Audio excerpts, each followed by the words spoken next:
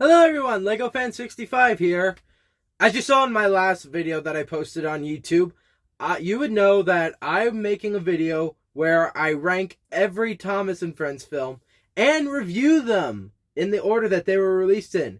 Actually, that was actually Trevor Davis' idea. Shout out to Trevor Davis. Alright, now before we start, I want to make something clear for you. I am not going to be covering Digs and Discoveries, Thomas the Royal Engine, Bubbling Boilers, or any of the other half-hour specials.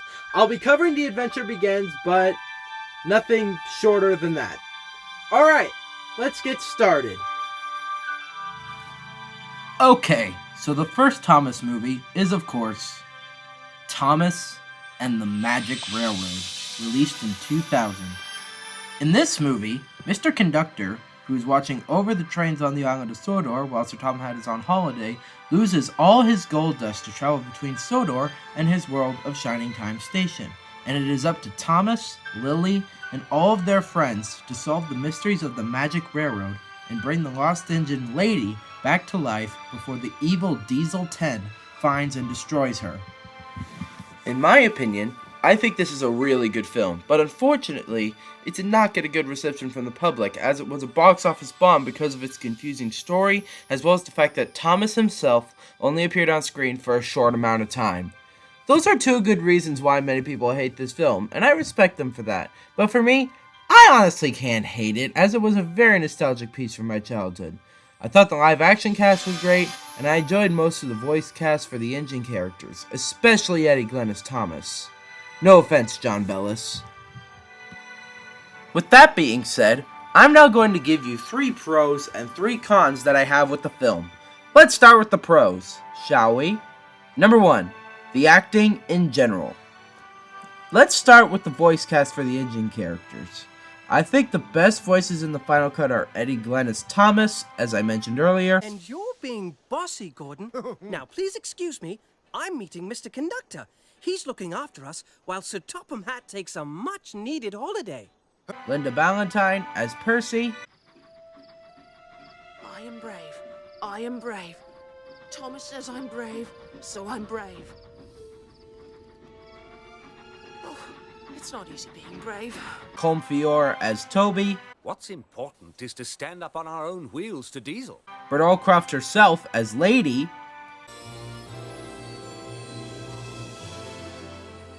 So, Burnett, you didn't forget about magic. It's safe inside you. And Susan Roman as James. You weren't concentrating, Thomas. Lucky for you that the buffers were there. I know I might get some hate for this, but I don't care. I know a lot of people say that Susan Roman's voice for James makes him sound too girly, but I can't help but enjoy it. I don't know why, but I just do. So there. Now let's talk about the live action cast. Like most of the voice cast for the engine characters, I also think they did a good job. If I had to pick a favorite actor in the film, it would have to be Alec Baldwin as Mr. Conductor, because he is my favorite narrator in the whole series. I know he has been negatively talked about since that phone call incident with his daughter back in 2007, but I can't help but love his narration because he was the first narrator of Thomas and Friends I ever heard. Or so I think. Number 2, the songs. The songs themselves are very superior in this film, especially Shining Time. The reason Shining Time is my favorite song in the film is because every time I'm working on something, whether it be paperwork or working on rearranging my VHS and DVD collection, I am always humming it 24/7. Another song I can praise is I Know How the Moon Must Feel, because I'm a huge fan of Danya Manning, and this song introduced me to her. I wish I could say more about the songs here, but if I did, we would be here all day, and the title for this video would be misleading, so I'll review more of the songs whenever I cover Thomas and the Magic Railroad in my Childhood In series. Overall, we have Humy Man to thank for giving us the beautiful music in the film. Number 3, the Director's Cut. I will discuss more about the Director's Cut whenever I cover the film in my Childhood In series, but I am going to give a short summary about my thoughts on it now. Some aspects I love about the Director's Cut are a couple of the original voices like Keith Scott as Diesel 10 and Patrick Breen as Splatter and Dodge, who in my opinion do better jobs than Neil Crone and Kevin Frank. No offense to them. Once again, I will discuss my opinions on John Bellis as Thomas and Michael Angelis as Percy and James whenever I cover the film in my Childhood In series. Another thing I like about the original version of the film is a certain character who got removed from it thanks to those bloody soccer moms and the test audiences, which we are about to cover in the negative section. Starting now, here are the cons about the final cut. Number 1. Neil Crone as Diesel 10. You know, I find it confusing that most UK Thomas fans who say that the film is too Americanized praise his voice for the character. Even though it sounds too American. I mean, just listen to it. Help you? You'll always need help. Because steam engines are cowardly, cranky, worn-out hunks of metal who couldn't hurt a fly. Now, I do know that when he replaced Keith Scott, he was originally going to do a Russian accent, but the test audiences said it was too offensive. And I agree with them, but that didn't mean he had to switch to an American accent. Besides, the Thomas universe takes place in the UK, not the US. So therefore, I believe that this role would have been perfect for Keith Scott. Because not only is it more scary, but it is more British-like. No offense to Neil Crone, but his voice doesn't really suit this character. Number 2. The amount of screen time for the engine characters. Here we go. This is one of the most common complaints of this movie, and I agree with all of that. Either theatrical cut or director's cut, we would have a small portion of Thomas and have a lot of human characters. Thomas is the reason that the kids went to see this movie. They did not come to see the late Peter Fonda grieve over his deceased wife, or see Mr. Conductor speak through a flower telephone that's never even going to be explained. They came to the movie because of Thomas, and he only appeared on screen for 12 minutes at most, even though his name is literally in the title of this movie. Another criticism of this movie is the fact that Splatter and Dodge are pointless characters in either version of the film, and they only appeared on screen for 3.5 minutes at most. They cower, argue over who should go through the magic buffers that lead to the magic railroad, and betray Diesel 10 without any explanation by saying, "We're not going to help you during this climactic chase scene because we're pointless characters and we're not going to appear anymore after this." That's all they do in this movie. If George the Steamroller actually made it into the movie, he would have betrayed Diesel 10 instead of them. Yeah, he was going to originally be in the film as one of Diesel 10's henchmen and figure out which buffers lead to the magic railroad, but he reforms and turns against him. But he never made it past the storyboard stage, unfortunately. Number 3, the removal of P.T. Boomer. This is the part of the original film that every Thomas fan complains about. If he had stayed in the film, he would have made the movie better and would have saved the plot. He was originally set to be the main antagonist of the film, while Diesel 10 would have served as a secondary antagonist. Neither of them knew each other, but had the same goal to destroy Lady. Boomer was the childhood rival of Burnett Stone, and was jealous of the relationship between him and Tasha, and he was the original reason why Lady crashed instead of Diesel 10. But unfortunately, the character was cut because the test audiences said his performance was too scary for kids. Not sure why they would do that to a villain like him when that's the point, but all of his scenes were removed, Diesel 10 was given the main villain role, and the film went on to be a massive failure. Overall, despite those problems, I still enjoyed this film, despite the way I just criticized it. I know, factually, it's a bad film, but I can't help but watch it, since I still enjoy a lot of it, even as an older person. I thought the live-action cast was great, I liked most of the voice cast for the engine characters, the model animation was amazing, and the songs are really nice for the ears. So therefore, I give the final cut an 8 out of 10, while the director's cut gets an 8.5 out of 10.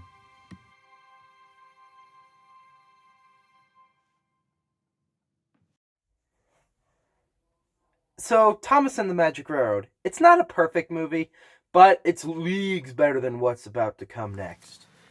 In 2005, 5 years after Thomas and the Magic Railroad was released, it was the 60th anniversary of the franchise, and we got our first Thomas special ever made, and it was titled Calling All Engines. In this special, there is a major storm that strikes the island of Sodor while a new airport is in construction. The Steamies and Diesels need to work together to fix the island, but they struggle to get along. Now, I remember loving this movie as a kid, but now that I'm older, in my opinion, this movie was a bit of a downgrade from Thomas and the Magic Railroad due to its plot. But of course, let's start with the positives. Number 1, the returning characters. Let's start with Daisy, because she was the first character that was created out of all the returning characters. I like how Daisy made a brief appearance at the coaling plant where the Steamies and Diesels were having a meeting on how to work together, and she helps Toby collect the workmen. This is the only time she appeared in the Hit Entertainment era, which is kind of a downer because I like Daisy a lot, even though I like Mavis more when it comes to female diesel engines. Now let's talk about Derek. I'll be quite honest, I don't really care for Derek all that much because he only appeared twice. One was in the season 5 episode Double Teething Troubles, and the other was where he made a brief cameo in the song Trying to Do Things Better, and then we never see him again afterward. But overall, it was nice to see him at least once again. I'll discuss more about 2 more specific returning characters in the negative section as well, but until then, let's move on. Number 2, the special has an appropriate amount of length for a kids movie up to a full hour. Thomas and the Magic Road has a good length for a story as well, but a full hour should be long enough to have a kid entertained up to the fullest. Number 3, the DVD release of the special. The bonus features on the DVD release of Calling All Engines are superb, especially the deleted scenes and the deleted song called The Dream Song. So therefore, I do recommend that you pick up the DVD copy of Calling All Engines. Not for the special itself, but for the bonus features. Okay, and now the cons. Number 1, more returning characters. Although I'm very happy that Lady and Diesel 10 returned for this special as well, there are 2 problems and both characters have one. Let's start with Diesel 10's problem first. This was actually a common complaint here about this special. In Thomas and the Magic Railroad, he was this evil, dastardly villain who had a goal to make life miserable for all the steam engines. But in this special, he is really out of character. He is now a grumpy but helpful diesel who, like all the other engines on Sodor, want to be really useful. How did Hit Entertainment screw that up? Now let's talk about Lady's problem. Although I'm very grateful that she returned for this special as well, she only appeared in one scene with Rusty in a dream that Thomas had about how every engine should work together, and then we never get to see her again after this special.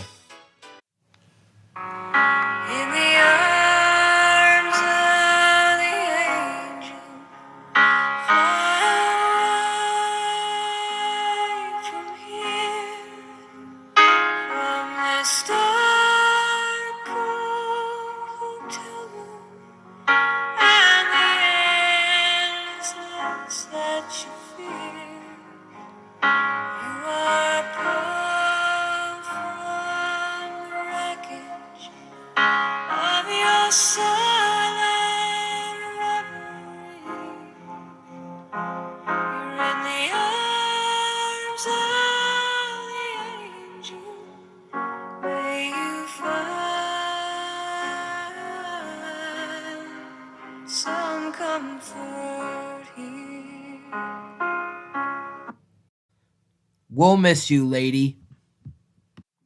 Number 2, the plot.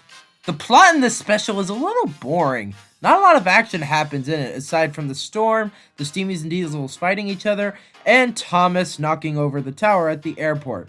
Oh, and by the way, for some reason, some Thomas fans call the fight scene racism. This is not racism if it is between Steamies or Diesels. Racism is a strong word for this plot. Don't listen to those kinds of people. Number 3, the learning segments. I get that this is a kids special, and so the youthful viewers need to learn how to make the right choices in life, and these learning segments show how to make them, except the one where you have to help Thomas play a trick on Diesel, which actually teaches kids to be bad, which I think is funny, but will get them into trouble. But the biggest problem I have with the learning segments is the fact that they are in the way of the story plot of this certain special. I'm glad that these learning segments exist, but I feel like they should be used as intermissions on Thomas DVDs like It's Great to Be an Engine and Steamies vs. Diesels, instead of putting them in the middle of a special. Overall, Calling All Engines is boring, but is it the absolute worst? I don't think so. It's just a special that I don't necessarily hate, but I just don't care for it, so therefore, I give it a 4 out of 10. Thankfully, the next movie after this is a huge upgrade.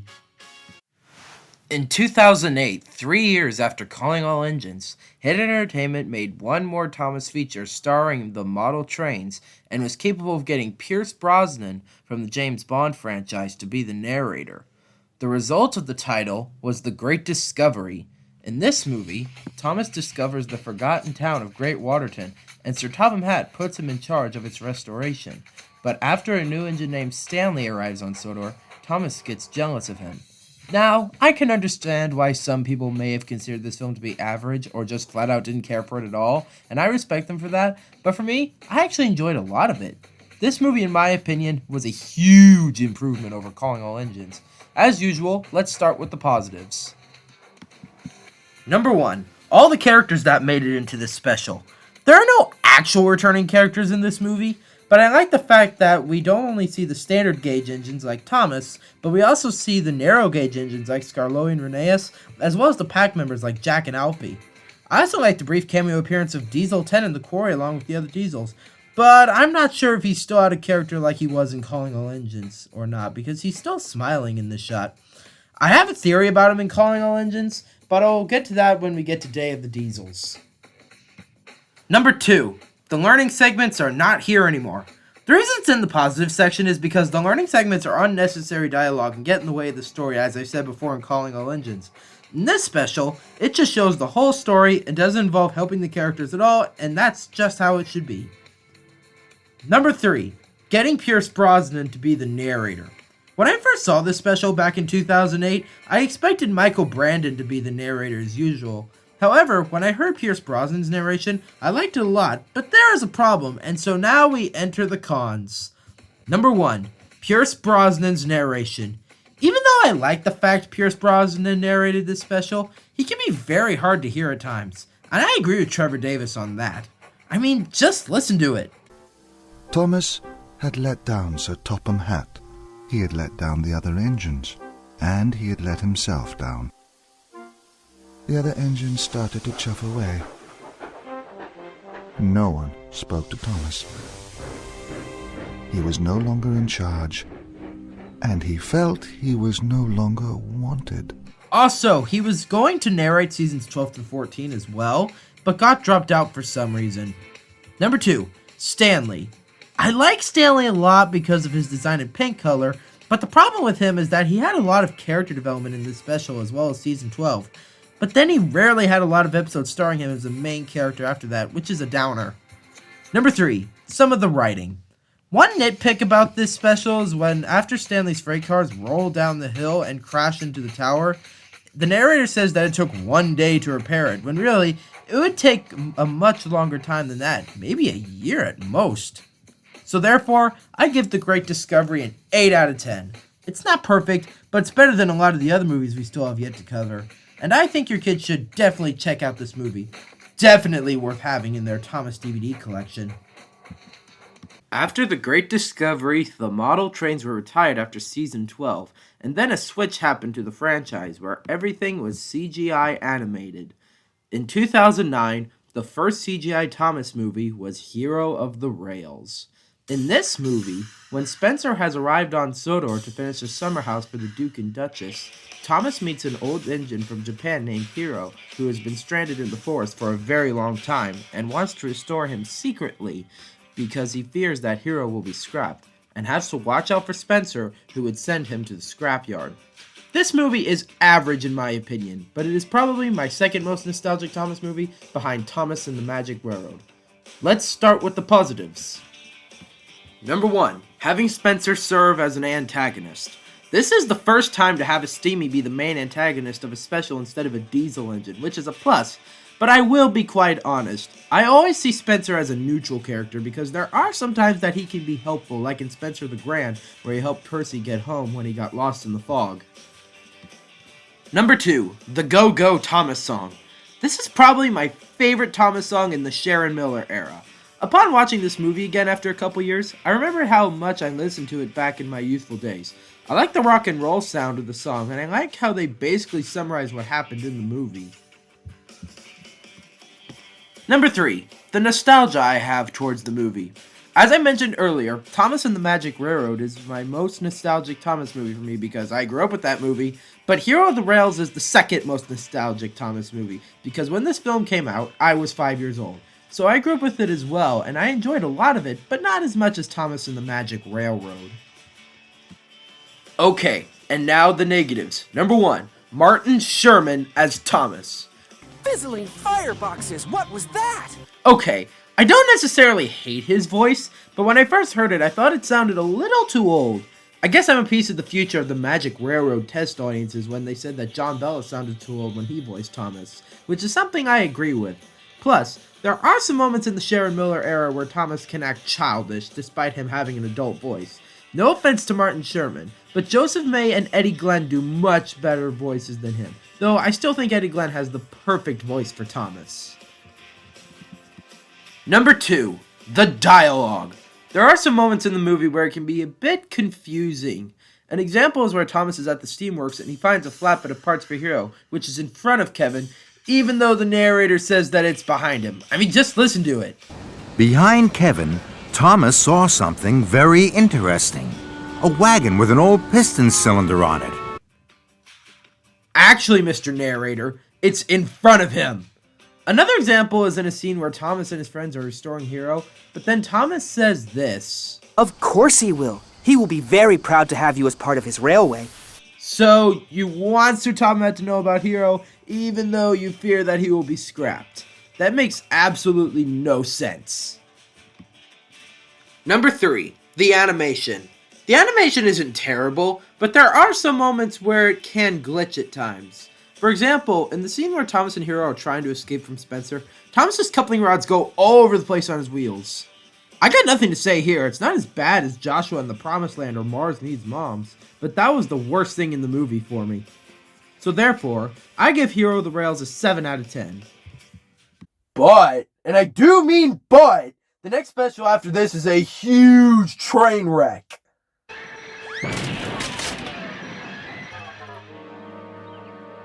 Luckily, no one was hurt.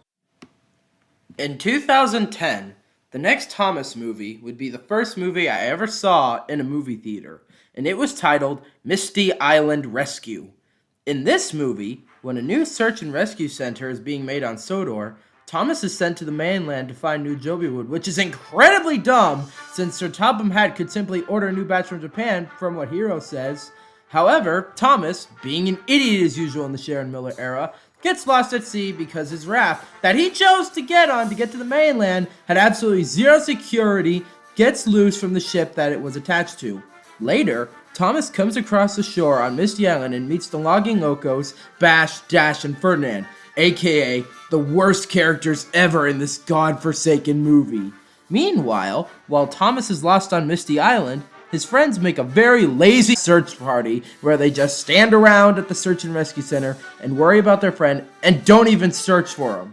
Of course, I agree with many Thomas fans that it's one of the worst Thomas and Friends movies ever made, but let's start with the positives. Number 1, Captain the Lifeboat. We may not have gotten a proper introduction to the character in this movie, but he's a very likable character, and the only one to be quite honest. I like his yellow and blue color and personality and how he's willing to help anyone in need of emergency. Granted, he had a short amount of time to be on screen. Most of it took place on Misty Island, but what we had, I enjoyed.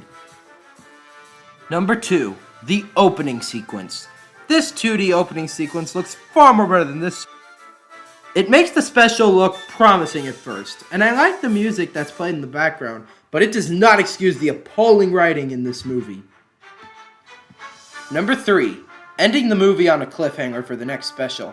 This is the first time in a Thomas movie to feature a cliffhanger, and it's probably the most suspenseful cliffhanger ever in Thomas history, because it features none other than everyone's favorite diesel locomotive that causes trouble, Diesel 10, who is planning his next TV steed for the next special. There are a couple more things I like about this special, like the end song and Thomas chasing Diesel, but I didn't feature them, so oh well. Now we enter the cons, which makes this movie so freaking bad. What makes this special so bad? Well, here's the simple answer. The writing itself is repetitive and stupid. I don't even know where to start. Oh, I know. Here's one. Number 1, the Logging Locos themselves. These 3 are the worst characters in this entire movie, as I said before. Why do I hate them so much? It's because they are incredibly annoying. Bash and Dash keep finishing each other's sentences, and they never stop doing it until their final episode appearance, The Christmas Tree Express. Meanwhile, Ferdinand also has nothing coming to him. Usually after Bash and Dash finish each other's sentences, all he says is, "That's right," and all 3 of them do absolutely nothing. They are also the most irrelevant characters in this entire movie. They play games around Misty Island, cross the Shake Shake Bridge, which is so unrealistic and dangerous in real life, and follow Thomas wherever he goes on the island. That's all they do in this stupid movie. Thankfully, Andrew Brenner saved the show by removing them. Number 2, the rhyming. Just like the Logging Locos, the rhyming is incredibly annoying. Oh, and this certain line that Thomas says is used over and over again throughout this god-awful movie. I make good decisions, that's what I was told. I will not be fearful, I'll be brave and bold. As if. I get that this is a kid's special, but I envision other kids being annoyed by the rhyming over and over again. No offense to Sharon Miller, but you need to improve your writing skills, lady. Honestly. Number 3, the story. Look, kids, the ones obsessed with getting every single Thomas DVD in their collection. I'm sorry, but I have to be a realist here. You don't necessarily need to get every single release for your collection. Misty Island Rescue is a huge example of it. The writing sucks, the Logging Locos suck, all the characters are idiots throughout this entire thing. So, no, I don't recommend Misty Island Rescue for your collection. Sharon Miller and the voice cast might have tried their best, but there is no way to get a good movie out of it from the start. End of story. So in conclusion, this is the worst Thomas movie ever to be made by Hit Entertainment. Everything about it is so stupid and awful, and it's a waste of potential. I give it a 2 out of 10. It's so bad, and I'm so glad we'll never be seeing the Logging Locos ever again. In 2011, after Misty Island Rescue's massive failure, another special was made that was a huge, but overall average improvement, and it was titled Day of the Diesels. In this story, when 2 new fire engines, Belle and Flynn, arrive on Sodor, Thomas pays more attention to them and completely ignores Percy. This hurts Percy's feelings, so he goes to the Diesel Works to see if he can make any new friends there.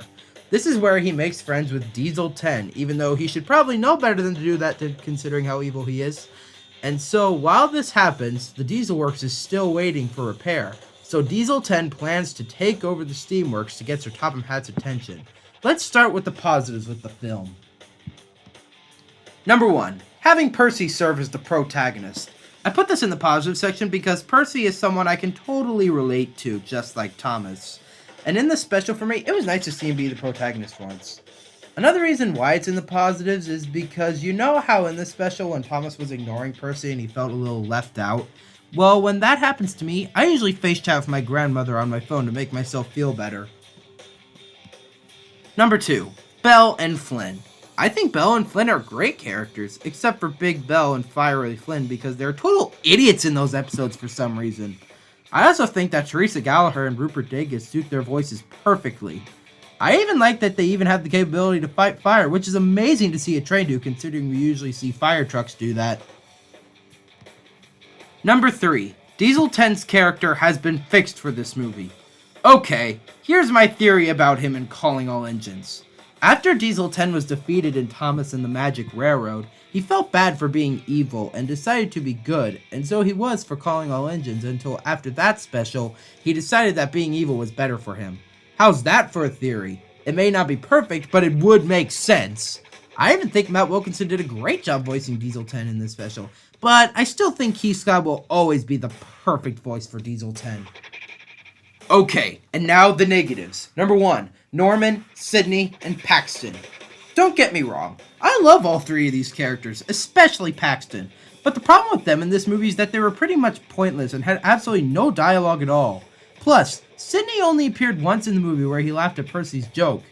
Here's a fun fact. Splatter and Dodge were originally going to come back for this movie but got replaced by the 3 new Diesels, which is something that I thought was a good choice because the 3 new Diesels were given more proper roles in the Renaissance era. Number 2, the Day of the Diesel song.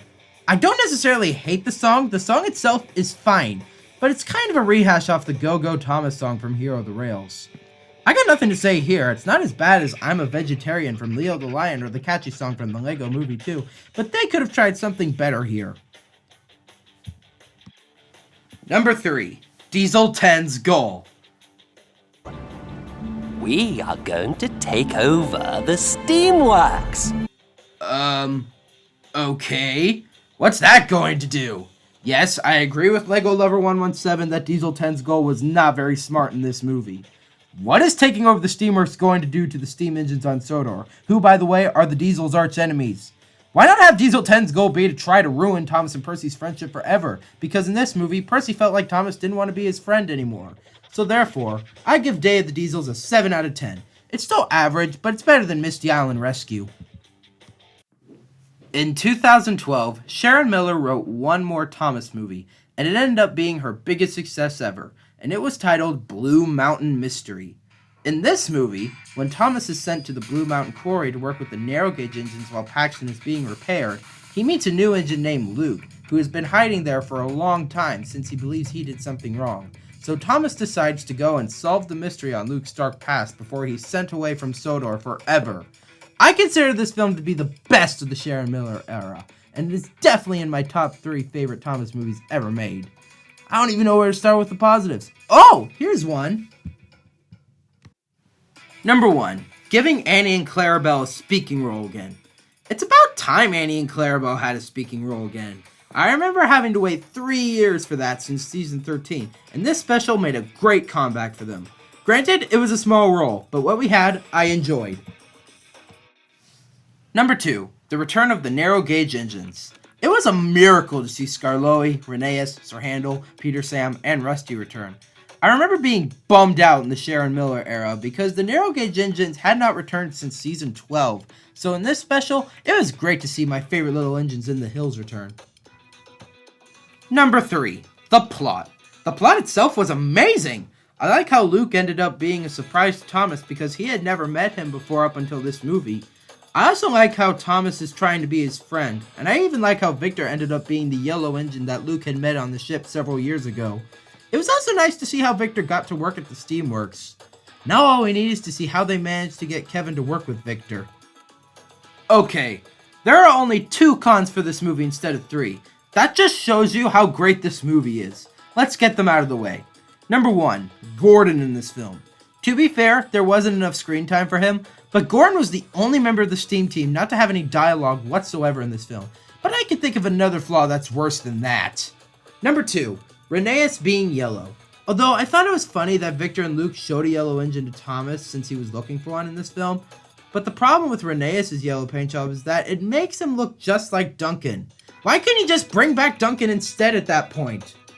Overall, since I can't find a third con about Blue Mountain Mystery, I'll give it a 9 out of 10.